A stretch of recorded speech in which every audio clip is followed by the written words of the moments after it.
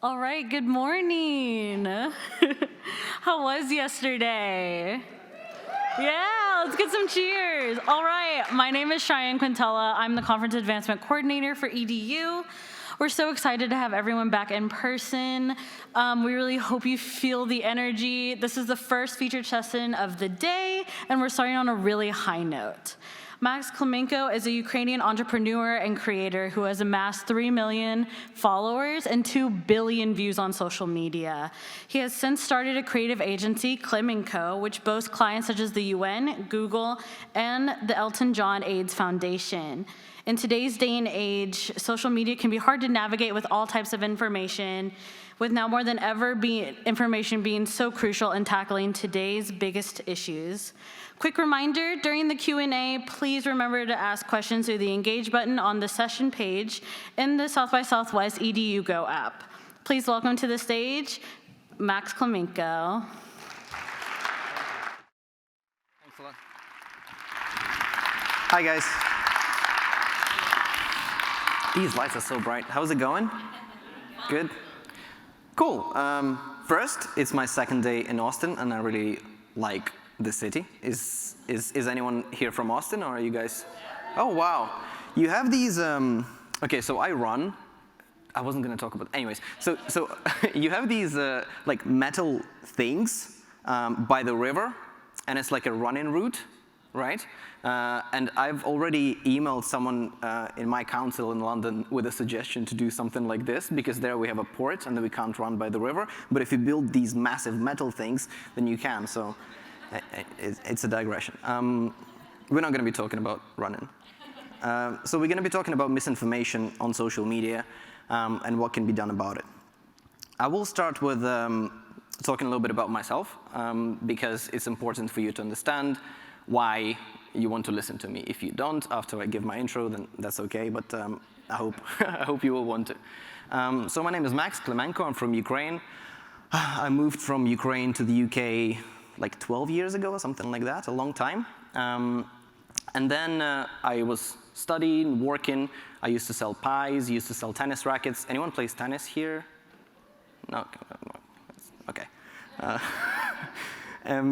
Yeah, and then I ended up in a consultancy called Accenture and an ad agency called Droga5. Accenture acquired Droga5, so I was working at those two places. But I really wanted to go on social media and like talk about things that interest me. And about 5 years ago, I started a podcast. I think like every guy 5 years ago decided to start a podcast.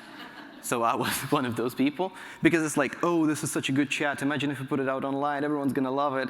So mine no one loved, aside from my grandma, who actually created 3 different accounts on YouTube, so that I don't feel bad about my 8 views. Well, really 6, because 2 others were fake accounts of my grandma. But anyways, and then, so I was doing this podcast. I was fine like with my 8 views and 1 comment of someone I don't know in the history of my podcast, and it just said, boring. But I was so hyped up that a stranger commented on my video that I didn't even get bothered by it. And then I have a sister. She's 15 now. At a time, she was 13. And she was always on this app called TikTok. So I was like, ooh, what's this app? Maybe I can put my artificial intelligence podcast there. She's like, no, it's too boring, and like you're too old, and it's not going to work. The next day, of course, as a sibling, I did it. And for 3 years now, I've been posting videos almost every day. You know, now I have like millions of followers and all that stuff.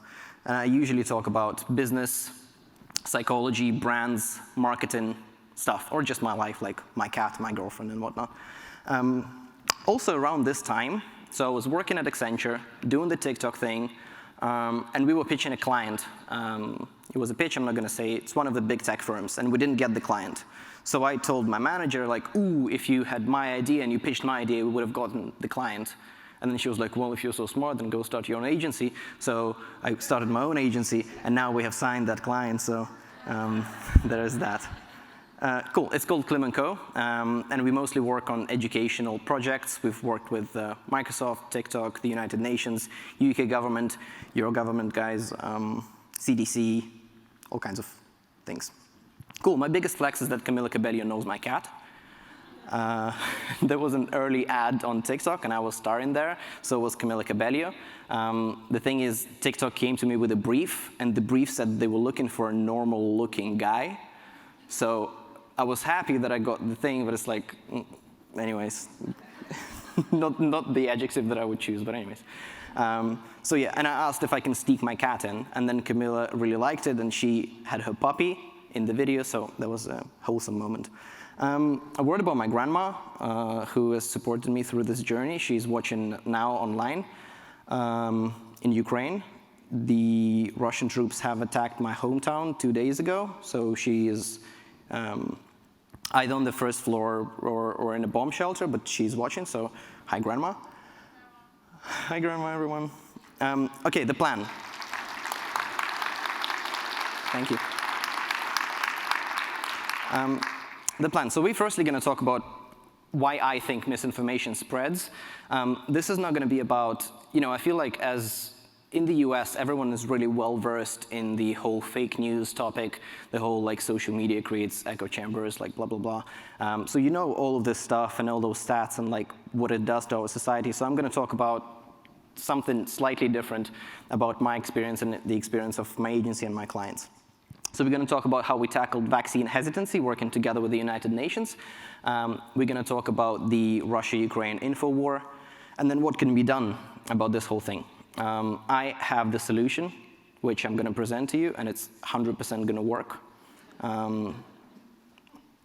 Anyways, I feel like it's always like, what can be done? And then you get by the end of the talk, and it's like the speaker didn't say what can be done. But I'll try. Actually, I will be that person. And then we'll go to Q&A. Oh, Q&A. So you guys have the South by Southwest EDU app, right? Okay, so let me explain something to you. So I make videos for living, for myself and for clients. They're usually 30 to 60 seconds. So I don't actually like talk at these events usually, because that's 59 minutes longer than what I'm used to. So if you stay quiet, I will get very nervous and I will think that I'm bad, so don't be quiet. Cool, so if you have questions, put them into Slido. If you would rather raise your hand and you're like bold like that, then that's fine, we can do it in the end. So whatever you choose. Cool, for your information, I'm not one of those guys who's like, social media is bad for you and it spreads misinformation and it's just such a bad thing. Actually, my TED talk was about how social media is a good thing and social media is not the enemy, and how parents shouldn't take away their children's smartphones as a punishment. So I'm not a social media hater. 19 hours a day I spend on social media doing stuff either for my clients or for myself, and I really love the place. So I think it's really what you do with it. So I'm not coming from I hate social media kind of place. I love social media. Let's watch some of my videos. Cool. So just to give you a flavor of like what type of content I do, let's just watch one of them. In most cinemas, you've got 3 popcorn size options: small, Can you hear? medium, and large. In reality, this is a marketing trick because the medium popcorn is just driving sales to the large one. This is called decoy pricing. By the way, salted popcorn is superior. In the cinemas, popcorn is not made in a microwave. Here's what you do. You take the corn, then you put it in one of these massive containers, close the lid, wait 3 minutes, and then all of this pops into these massive crates, goes into bags, and then into your mouth. Every time a new cinema opens, there is a battle between Pepsi and Coke. Who's going to be the main provider of beverages? In this one, it's Pepsi, but you will never see them both together because they're massive enemies and always competing.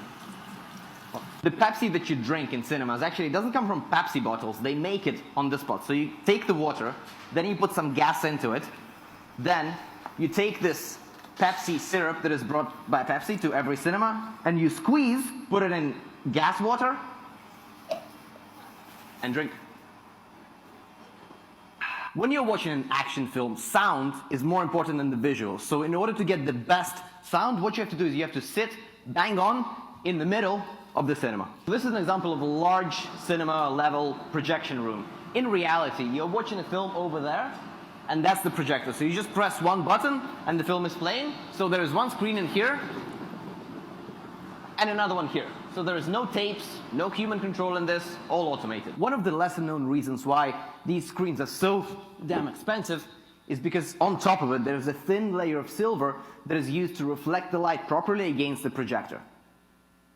Cool. So American people make fun of me because I said gas water. Okay. So in the UK, we don't. For us, it's petrol, not gas. So there's no. So we call gas the carbonated water, like that's gas. So everyone roasted me in the comments, and I heard someone giggling. But it's okay, all good. We're not going to watch the second one. Cool, so this is what I do. And just some background on this video is that I was looking to make a video about business secrets of cinemas. So like I read something like 60% of cinema profits come from food, not from tickets. And I was like, oh, this is so cool. We don't know this stuff, so let me make one. So I contacted all of the cinemas in the UK, and everyone said no. And then I had to, because I know a friend of mine owns a chain of cinemas in Ukraine, so I called him up like, yo, I want to make a video about cinemas. And he's like, okay, come. So I came in like 2 days, and we got it done. So a few things about kind of what I do with social media, and then you'll understand where I'm headed. It's like I'm looking to create an experience that sounds so pompous. It's just a video. Anyways, that's how I think. To make a video that is that would prevent the other person or the viewer from scrolling past it, right? So before I post, I'm thinking, is this shareable? Does it have the watch time? At what point will the audience click away? Should I trim the fat? Should I delete this, delete that? So really put my thought into the first 3 seconds. How do I grab the audience's attention? And it's like I say, you should never get medium-sized popcorn. And it's like, what? I always get medium-sized popcorn. And then people start watching, right? So these are the tactics that I use. To grow my channel, these are the things that we do with our clients. These are also the tactics that they use. People that perhaps don't have the best intentions, or perhaps have, reporters, social media personalities with news stories that aren't necessarily true, that constitutes misinformation or disinformation, or just like evil tyrants like Putin. We all turn out to be using the same kind of techniques, right? When it comes to social media, when it comes to content. So the game is the same for all of us. By the way, do you guys know this guy on the left? Obviously, you know Putin. I mean, not personally, but the other guy. Okay. Do you like him here? Okay, cool. I was worried because no one likes him in the UK, but I thought like maybe in the US everyone. Anyways, cool. I know you don't like Putin, so I'm not even gonna ask. Okay. So let's get into the actual meat of the talk. So the United Nations approached our agency to do a campaign around vaccine hesitancy. So that was about 2 years ago. That was right after the vaccine was invented, but right before everyone understood that it's probably a beneficial thing to get vaccinated. So the UN had this idea to make a campaign, and they were like, okay, so we're gonna make a video, and we want you to make it about like how it's good to have the vaccine, how it's good to get vaccinated, like a promo kind of thing. I thought this wouldn't be a good idea, and here is why. Graphs, this is the only time I'm going to show graphs, but I just have to make this point. So number one, no one really trusts the UN, and they're my client, and we work closely together, and I love the team there, but it's not the organization with the best track record necessarily over the past 70 years. So they're actually much more trusted than the national governments, but they're about 2 or 3 times less trusted than, for example, medical professionals, right? And those people who do trust the UN, if you look at the other chart, trust is divided into ethics and competence. So those who do trust the UN think that they're probably good, but they can't get stuff done. So that was an issue. So instead of making one video for the United Nations, we decided to do something else. You know who people trust these days? Social media creators. And also data shows that people trust what they think about products, people trust what they think about issues, people follow their lead on a lot of things. And people also trust doctors. So we thought that if we take these 2 professions, one is more noble than the other, and then fuse them together to create a network of doctors and scientists around the world that would help people figure out why we should wear masks, why we should get vaccinated, like why the side effects are not true. You probably, in the US, you had the same craze with like different myths surrounding the vaccine. So we had 100 of them initially. Now it's more than 1,000. The initiative started in the UK, now it's also in the US, Kenya, South Africa, Brazil, India, a whole bunch of countries in Europe, and it's working really well. So we had the 300 million views just on TikTok. That's the platform we focused on for organic reach.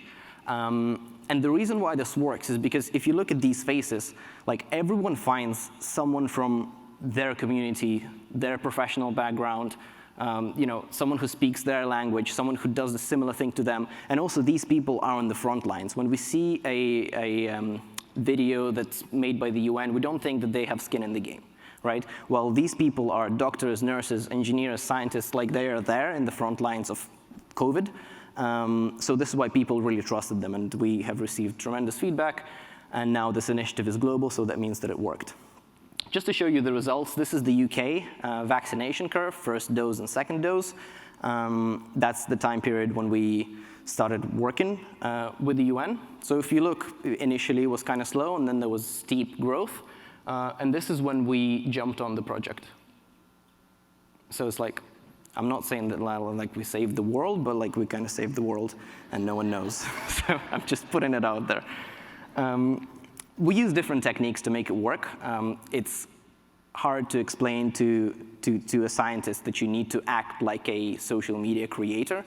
They've been well-versed into the long-read reports and peer-to-peer reviewed studies and stuff like that. So it was hard initially, but then we figured out the strategy of digital training that would make them into influencers. And it's crazy because I remember speaking to one person, and she had like 0 followers, I think like 1,000 on Twitter, and now like she has an agent, and she's like, oh, speak to my agent. And I'm like, anyways, yeah, she's on BBC, she's great. But it's crazy how their personal brands have also grown throughout this pandemic. So my kind of philosophy was similar to what I've told you in the beginning, that like bad guys and good guys all are playing the same game on social, right? It's about shareability, it's about watch time. Like if you don't have those two, even if you're Mother Teresa, and especially if you're Mother Teresa, actually, no one's gonna watch your videos just because you're doing good, right? People are attracted to certain things on social media, and that's just the game right now.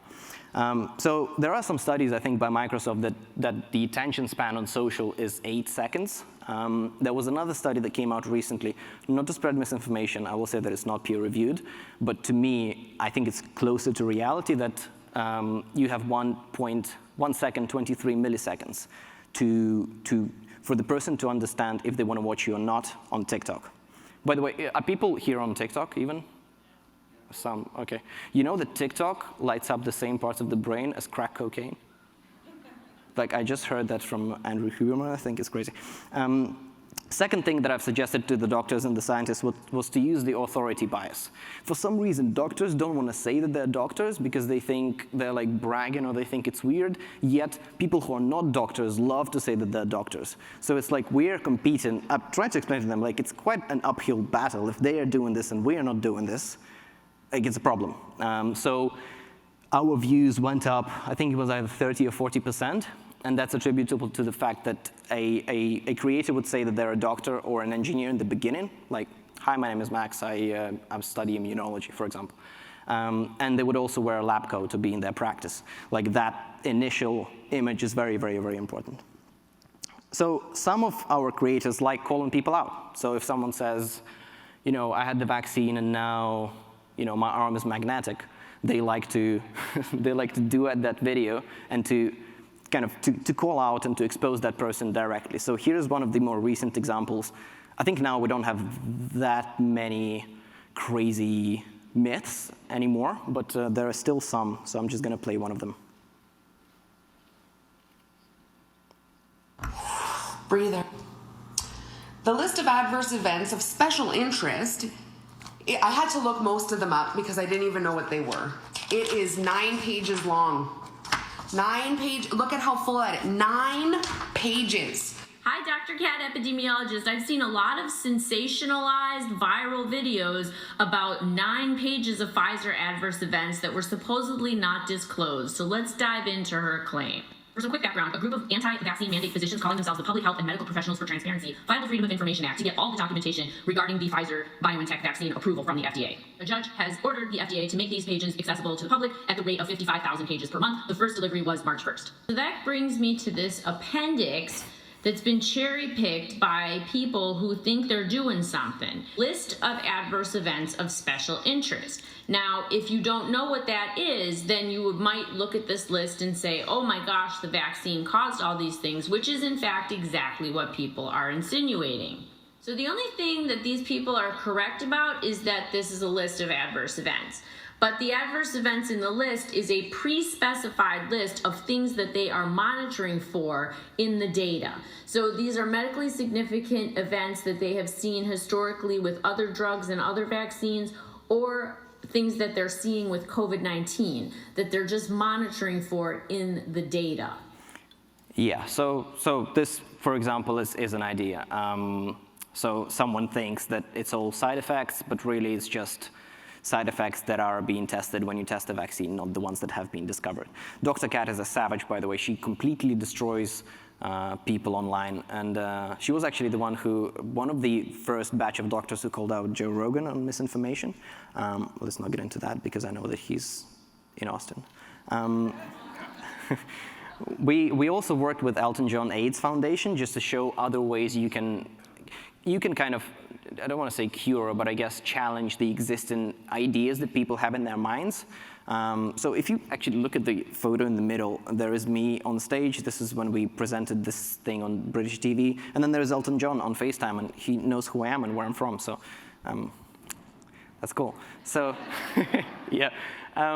So what we made in collaboration with TikTok was this question sticker. And you can see Elton John's husband on the right. And it's like just true or false kind of questions, pretty simple, pretty binary of like, is it true that HIV and AIDS is the same thing? Yes, no, and then you get your score. So this gamification has really worked, and it worked better than than a lot of other campaigns in similar direction. So that is another way to kind of help battle misinformation. That said, the hashtag on the Explorer page on TikTok costs around $100,000 a week, so not everyone can do that. Elton John can do that. Right. I want to ask you, what day is it? What's the first answer that comes to mind? National Women's Day, true. Happy International. You said National Women's Day? It's international. Yeah, International Women's Day. So congratulations to all the women. Oh, and to my grandma also. But it's okay. I've already congratulated her earlier. What else? Tuesday? Sorry? March 8th. Okay. So for 60 million people around the globe, today is day 13 of the war. So 13 days ago, Russian troops have invaded Ukraine at 5 a.m. on February 24th. That has started a large-scale war in Europe. The scale of the war is the first at that level since World War II. So on our continent, pretty big deal. I know that you guys have been, by the way, thanks for the sanctions and all that. Really appreciate, and the planes. There could be more, but we can talk about that later. So I chatted to the Daily Telegraph about how I've been involved. I'm going to talk about that later. And you know, I'm a social media guy and I'm a marketing guy. So I was telling, you know, this reporter that like my role in this whole thing is quite small. There is not much that I can do. And then he said that a lot of the kind of wartime and geopolitics experts say that it was social media that has changed things. So in the first 3 days, the response was so overwhelming because in all the Western countries, the people came out to protest. They were writing emails to their politicians. They were pressuring everyone to do something, that we have shifted Switzerland's neutral stance that they've had for hundreds of years. So for the first time, Switzerland became not neutral. By the way, just to show how misinformation spreads, the most, I think the most truthful cover here is actually fake news. It was fan art, well, rather like hate art, I guess. Yeah, but it's a good cover though.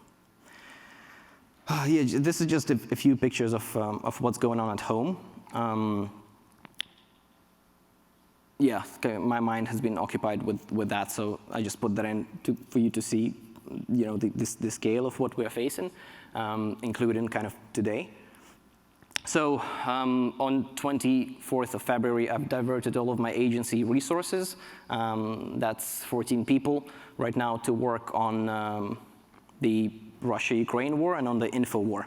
And we've been collaborating with the government and with cyber police in Ukraine to basically make things right. So we've started creating video en masse, creating a lot of different things that I'm going to talk about right now. So obviously I make videos. That's what I do. That's what I'm good at. So I've started making videos on my social media platforms. They got more than, I think, 15 million views combined. We've raised more than $1 million combined. So we've done a lot. And you know, when I was making these videos, I was battling the massive amount of misinformation that is coming from Russia, from the Kremlin-backed bots and videos, and it's ridiculous. The things that they say are ridiculous. Okay, for example, so Putin decided to attack Ukraine to denazify our government, while our president, who got 73% of votes, is Jewish. So it's like, it just doesn't make any sense. It doesn't make no sense at all. So this is what we were kind of up against, this masses of Russian government propaganda. We also work with the cyber police. We can't talk about a bunch of the work that we do. I'm also now on American soil, so I'm really careful. And we collaborate basically in trying to take down Russian state accounts. I think we might have overdone it because now social media is banned in Russia and everything is down, so there's no channels to actually get through to Russian people. We didn't think about that. And also, we haven't been collaborating with Anonymous, but we've been doing things that might be similar to that with a team of 100 volunteers, kind of white hat programmers. Right, so I will just show you an example of a video that I did, and then I will show how sticky misinformation can be and how sticky fake news can get on basis of that video. It's now day 3 of Russia's full-scale invasion of Ukraine. Here are some examples of Putin's peacekeeping mission. Planes bombing civilian buildings. People have to stay the night in bomb shelters in the capital of Ukraine, in Kiev, and all over Ukraine. Children being born in bomb shelters with the sound of airstrikes and air sirens. There's a whole bunch of things. There are buildings that are being destroyed all across Ukraine. This is a building in Kiev with civilian citizens living there. And there are people suffering all over Ukraine. Elderly, children, women, my family. Soon it might be your family too. So here's what we should do. We should keep the pressure to eject Russia from SWIFT payment system. We should demand from NATO to shelter the sky in Ukraine. And we should get military assistance from NATO, completely banning Russia from all trade with all countries. Slava Ukraini, мы переможемо. Right, so, thank you. So videos like this, and when I make content, I try to make sure that it's entertaining as well as educational, because if it's entertaining but not educational, it feels a little bit empty from my perspective, no disrespect. And then if it's educational but not entertaining, no one's gonna watch. So there's that. I'm not gonna play this one. I feel like we don't have any time. I just went to Russian oligarchs' houses in London and attached pictures of civilian victims on their gates. So anyways, that's what the video was about. So this photo that I've shown in this video, have you guys seen it before? Mm-hmm. So a bunch of people, like hundreds of people, started DMing me that this photo is fake, that this photo is a crisis actor, that's what they said, and it's a woman that was in a gas explosion like in 2018 in Ukraine or something like that, or in Russia, I can't even remember. So I started doubting myself, even though I have checked the source of this photo. So I was like, oh my God, I can't believe I'm spreading misinformation. And then I went on and checked, and it turns out that it's not true.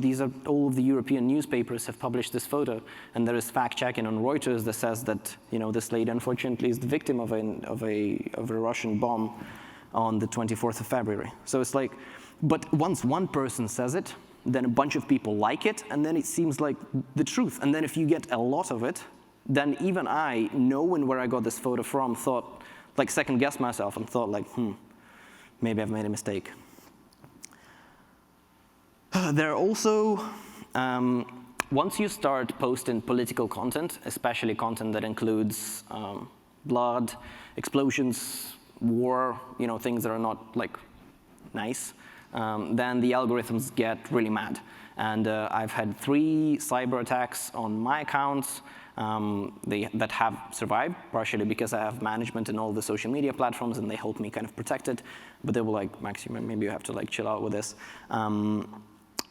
Also, another issue is that if a person is so convinced in the fact that they're right and they have the right information, for example, the Ukrainian Jewish president is a Nazi, then they will not believe a person with a Ukrainian flag somewhere from London. Like, it's just, I'm exactly the person who thinks is like getting paid off by like NATO and the West and like all of that stuff, which like, if anyone here wants to suggest a collaboration, it would be good, but no, I'll stay impartial. So there are things that you have to do to sidestep the algorithm. A, with kind of posting, I guess, violence.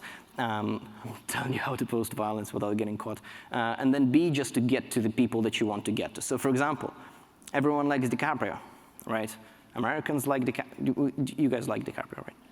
Cool. No? Okay, fine. Americans like DiCaprio, Brits like DiCaprio, Ukrainians like DiCaprio, Russians also also like DiCaprio, right? They won't be able to watch much of his films now that they're all banned in Russia, but anyways, before they could watch them. So this is have you guys watched Don't Look Up? Cool. So we thought of combining the Don't Look Up with what's going on in Ukraine so that a person who would scroll past me with a Ukrainian flag would keep watching. And then the algorithm would think that it's just a clip with some sound and wouldn't look too much into it. And I'm sure many of the people out there aren't even going to listen to what I did because they have their own political ideology. But we saw it with our own eyes. For God's sakes, we took a fucking picture of it. What other proof do we need? I'm sorry, but not everything needs to sound so goddamn clever, or charming, or likable all the time. Sometimes we need to just be able to say things to one another. We need to hear things. And if we can't all agree at the big minimum that is not a fucking good thing, then what the hell happened to us? I mean, my God, how do we even talk to each other? What have we done to ourselves? How do we fix it? I'm just telling you the fucking truth. I can't pretend.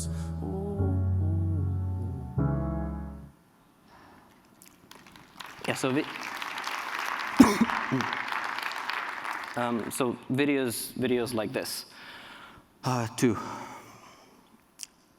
Right. Some of the examples of Russian fake news since the full-scale war broke out in Ukraine is their foreign minister Lavrov, who just looks like the bad guy. He has this face like he is an evil person. You could anyways, I always thought that. Saying that what's going on in Ukraine is a special military operation. The word war in relation to this conflict is banned in Russia, and you can go to prison for up to 10 years for saying that there is a war, even though there is a war. And then your State Department, I don't know the terminology, person said that it's a lie, stop lying, So it's like even on the official level, fake news are being called out. And another photo is, so thank you. Another photo is Russian TV showing the same person in 2 different scenarios, in 2 different parts of Ukraine on the same day. So in one part, he is a soldier in one of the small kind of towns in the north of Ukraine, and in another part, he's been held hostage as one of the soldiers in the south of Ukraine on Ostrivzmyny, and that's basically a person from there said the famous Russian how is it in English? Russian worship, go F yourself. Like, basically that crew said that. So they're just showing the same person. But the thing is, because now social media is banned, and before it was really hard to get to the Russian people with these messages, like no one would notice this. But we see this, and then we send this to them, and then they say it's fake, because on TV it's said otherwise. We're going to talk about this a little bit more. So here's an example of Russians being interviewed. We will just watch a little bit because maybe some in the audience aren't aware of the level of Kremlin propaganda and what misinformation can do to one's, I guess, character. Путин ввел в Украину войска, и они сейчас бомбят русскоязычные города, Киев, Харьков. Вот у нас есть несколько кадров оттуда. Пойдем. Я за Путина. Я хочу вам показать несколько. Я за Путина. Я поняла. Даже не буду смотреть фотографии. Ну вот это вот Ничего этому не... русскоязычных городах, Харьков, Киев. Нет, ну расскажите о своей позиции. Я за Путина. Я за Путина. Я во всем за него. Да, Киев никто не бомбит. Я этому не верю. Путин такого не мог сделать. Anyways, so yeah, it's very careful, very skillful also, I should say. Russian state propaganda is very, very good. They get paid very well for doing a murderous thing that they're doing in their lives of spreading this disinformation, because that's the difference when you do it knowingly and with kind of ill intent. So this photo breaks, even though Russia is my least favorite country in the history of humankind, I still feel sorry for the kids. So there is a school in Russia, and it's a school for kids with special needs, and they made them line up in a Z, which is a symbol of the Russian war quest in Ukraine, and Z is written on Russian tanks and artillery to point the direction where they're headed in Ukraine. I think that particular one is direction to Kiev or something like that. And they made kids line up. Pretty terrifying stuff. And this just shows how if we don't understand what to do with misinformation, and if we're exposed to it for so long, then even if in the beginning we weren't really bad people and we could think for ourselves, in 30 years we would be so brainwashed, for the lack of a better word, that we do stuff like this. So what can be done? Nothing. Thank you very much. No, I'm joking. What can be done? There are things that platforms can do, and we've been working closely with all of the platforms, all of the European and US platforms, to figure out what to do in the COVID vaccine hesitancy situation, what to do with people having, being misinformed about HIV and AIDS, what to do with with people in Russia and maybe around the globe who have been exposed to the Kremlin propaganda, how to change their minds. There are a few things that platforms can do. One is blocking. So you guys are aware of the whole Spotify Joe Rogan thing? Okay, so our doctors and creators kind of started it. We didn't really know, but they have signed that letter. Our, as in we manage them with the UN together. And that started a whole kind of wave of criticism towards Joe Rogan and like what Spotify could have done, should have done to change it. And the argument against, so for those who don't know, Joe Rogan had a scientist, a COVID scientist who claims, I think, that he have created the vaccine, which is completely not true. Because I know who created the vaccine, because we work with them, and like the world knows, and there are like Barbie dolls, and it's a woman, not a guy. Anyways, so he was talking about how, what vaccines can do, like all the side effects that are not true. And then what Joe Rogan was saying is that, I was just talking to this guy. Yes, I have a big platform, but I'm just smoking weed, like shooting shit with this dude, like, I don't know, why is it my fault that it's not true? And then he kind of released an apology, and he also, I think, said the N-word, but that was a whole different story. Spotify didn't block him because the argument from their side was that, well, A, they've paid a whole bunch of money to get him on, but another thing was that Joe Rogan has the audience that would just go elsewhere. So, for example, it can go to like an alt-right kind of website or platform that will pay that money, and then Joe Rogan will become even worse, and then his followers will get angry, migrate, and they will become even worse as people, and they will not believe anything. So block-in is a blunt tool. I think in the US, Alex Jones is one of the guys. He's an American, I think. He's also from here? Oh, that's nice.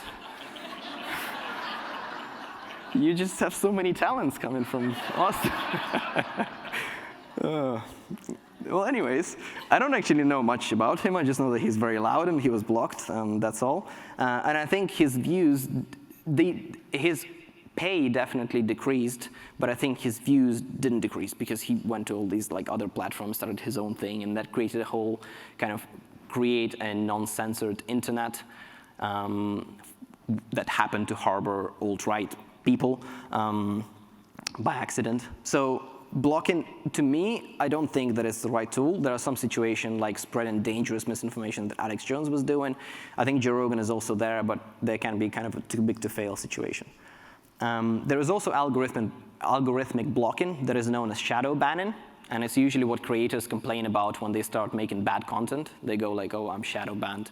These platforms shadow ban me. I'm like, it's so important. They were like, this person is too good, let's shadow ban him. Like, no, usually it's just bad content. But platforms actually have admitted that they've been silencing some accounts that have been posting either calls to violence or blood without a disclaimer or flashing images without a disclaimer. And they're kind of quiet about it because that shows that they're actively involved with the algorithm, and that creates a whole new line of responsibility because they try to say, we're just platforms, we're not doing anything, it's just content, like we're just here chilling, bless you. And then all of this stuff is just rolling into the platform. So I think that algorithmic blocking can work. I'm not a fan because it's not very transparent. I'd rather, if I've done something wrong as a creator, and like we all can do something wrong, just tell me what I've done wrong, rather than blocking me from inside, because that like creates a whole level of distrust. Yeah, so I'm not a huge fan. And this would expose platforms to more liability, so they usually don't do it. There are disclaimers. We all love disclaimers. And that's what the platforms did during COVID. So there was a lot of COVID misinformation on all of these platforms, TikTok, Instagram, We've been fighting it with the UN, and then the platforms were like, look, like, we've got it. A disclaimer that says, learn more about COVID. And suddenly everyone's gonna be like, COVID is a fake Chinese lab. Learn more. Let me just click. Oh, I was so wrong. Like, of course this doesn't happen. And it's like also the language of like learn more about COVID is, anyways, so I think disclaimers is better than nothing.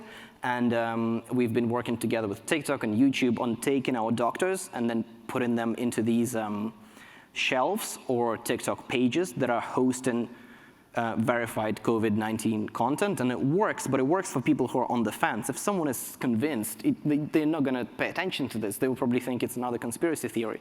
So I think disclaimers are probably the start of the conversation rather than the end of the conversation, because that's how platforms have presented it to us. There is whitelisting as an option, because talking about disclaimers, it started putting, so TikTok specifically started putting a disclaimer on everyone who talks about COVID, even for qualified people like our doctors that have all these degrees and like they're verified and all this stuff, and they wouldn't spread misinformation, it's all peer-reviewed data, but even they get the disclaimer. So like everyone gets a disclaimer. So people will run into an account of one of the UN official doctors on this matter and see COVID misinformation is an issue, learn more about COVID, and think that this is not true, right? So we suggested, how about you just whitelist all of our creators, and then none of the content gets taken down, because there were also issues with mass reporting and bots and stuff like this. And the platform said, no, whitelisting is a very powerful tool, and they don't really throw it around all that much. There are also platform exits that we haven't seen for some time, but now we're seeing it in Russia, now that Facebook and TikTok have suspended their services there, which is strange because we worked together with the Ukrainian government to make sure that we spread verified information in Russia so that Russian people go, I can't call for overthrow of the government, but do something of that sort on the streets of Russia. But now everything's banned, so all they're left with is like Russian propaganda. So it's like, how are they going to change their mind? So I'm not actually a huge fan of this approach because I think it creates an even bigger problem in the long run. So governments can do a bunch of stuff. They can take things down. They can file a report with your internet provider to take stuff down that is dangerous. They can do more censorship. Oh. Okay, well, the last part was the most important thing, which is educate. And that's kind of where I'm headed towards with the answer to what can be done, right? So governments, I think, it's difficult because we don't want our governments to judge what's good for us to think and what's not on social media platforms. That creates a dangerous precedent. So I think when it's a call for hate or it's a kind of really serious, dangerous misinformation, maybe government can get involved. But to be honest, I trust the platforms more on this because I don't know why, actually. I don't know why. Maybe it's wrong.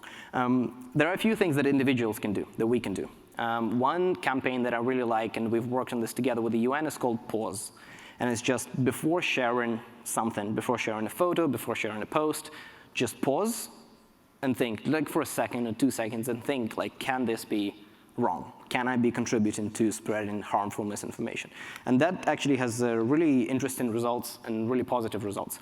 You can report accounts that are spreading hate or misinformation.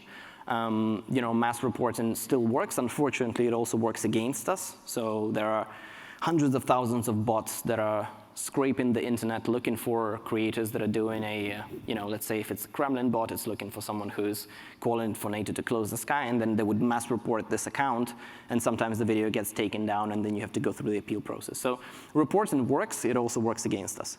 We can also cancel people these days. So if we really don't like someone, we can just say, like, you're done. Like, this is it. Your career is finished. You've done something horrible, and you don't have a platform. Now, that also creates all kinds of negative, maybe unintended consequences. Not a huge fan of canceling, but I think sometimes it's warranted.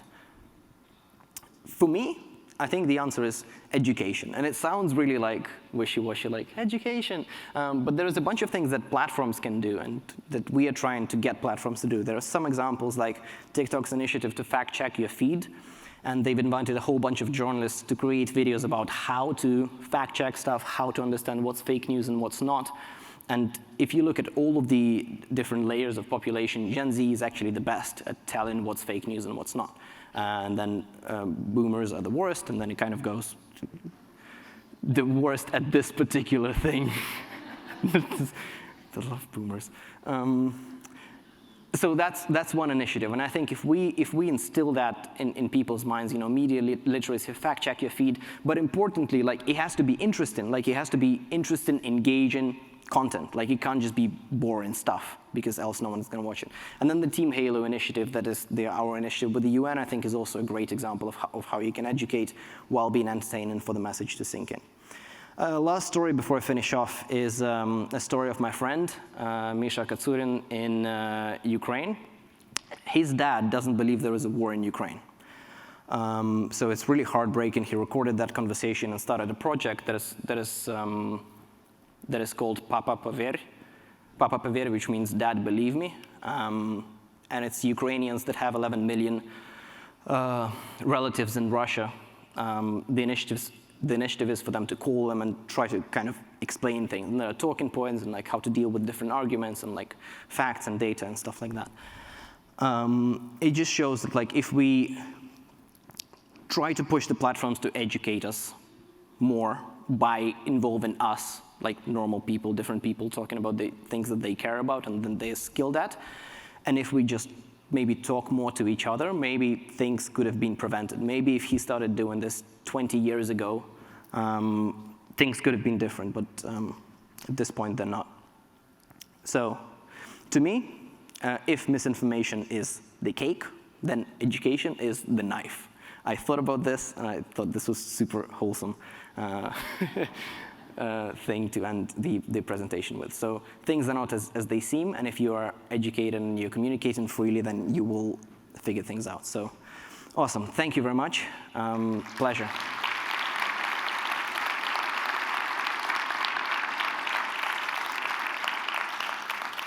Cool. So the timer says 1 minute 30 seconds, but do we have time for questions or no? One? No? For one? Okay, questions. Maybe we don't, I can't see anything. Oh, there is, okay, right, cool. Right. Okay, let's go with the most, isn't the race for, oh, thank you, it's just turned off. Something about race and virality. Yeah, isn't the race for virality always in favor of the most outrageous claims? And if so, how do you effectively respond to something that has already become viral?